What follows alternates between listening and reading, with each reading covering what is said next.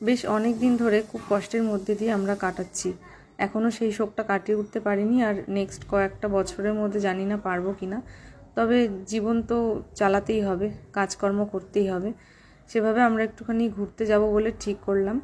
তো যতটা আর কি ভুলে থাকা যায় সব কিছু।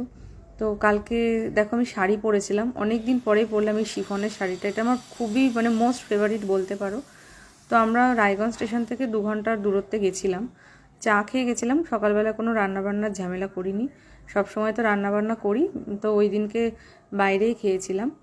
তো দেখো নেল পালিশ কিনে পরে গেছিলাম, যাওয়ার সময় পাইনি, আর নেল পালিশও ছিল না, পরি না বলে অতটা কিনিও না। তো যাই হোক, আমার না গাড়িতে ভীষণ সমস্যা হয়, আগের ভিডিওতেও তোমাদেরকে বলেছিলাম, গন্ধ লাগে, তার জন্য আমি এসি অন করতে পারি না। তো যাই হোক, সেরকম অসুবিধা হয়নি। ওয়েদারটা তো খুবই ভালো ছিল, বৃষ্টি বৃষ্টি ওয়েদার ছিল, মেঘ ছিল। আমি একদম গরম সহ্য করতে পারি না। তো পৌঁছে গেলাম, তার মাঝখানে আমরা কিন্তু রাস্তায় কোথাও দাঁড়িয়ে টিফিন করিনি, একবারে ওখানে গিয়েই গন্তব্যে গিয়ে দেখা পরেই আমরা ওখান থেকে বেরিয়ে কিছু টিফিন করেছিলাম, তারপরে আমরা লাঞ্চ করেছিলাম। লাঞ্চটা বলা চলে না, বলতে গেলে সেই সন্ধেবেলার টিফিন বলা চলে। লাঞ্চটা আমরা করেছিলাম 5টার সময়। এখানে এত হরিণ, কি বলবো, এত সুন্দর। বিশেষ কিছু ছিল না, মেন হরিণ দেখতেই গেছিলাম। আর জঙ্গল তো, বিশাল বড় বড় গাছ।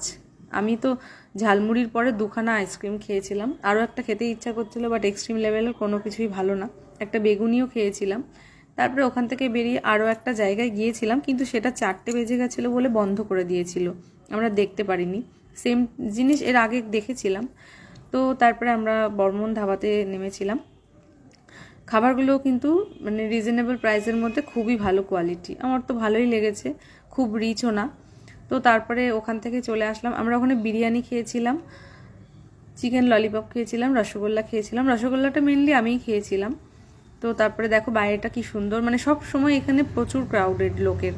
তো ভালোই লাগছিল, সাজানোটাও ভালো। আর যেহেতু অনেকটা রাস্তা হাইওয়ের মধ্যে এটাই একটা জায়গা, তাই এখানে ভিড়টা বেশি হয়।